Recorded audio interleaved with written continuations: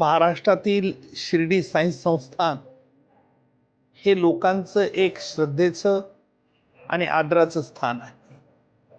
आणि बऱ्याच वर्षानंतर मी आज इथे आल्यानंतर मला प्रकर्षाने जे जाणवलं ते येथील स्वच्छता आणि टापटीप.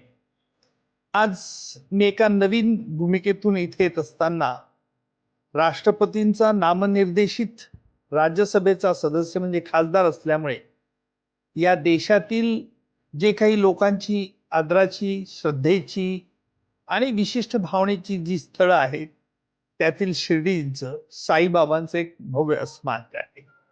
आणि दरवर्षी इथे गर्दी होत असते.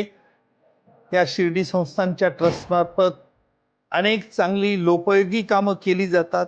अत्यंत अभिमानास्पदची गोष्ट आहे आणि माझी या निमित्ताने ईश्वराला हीच प्रार्थना आहे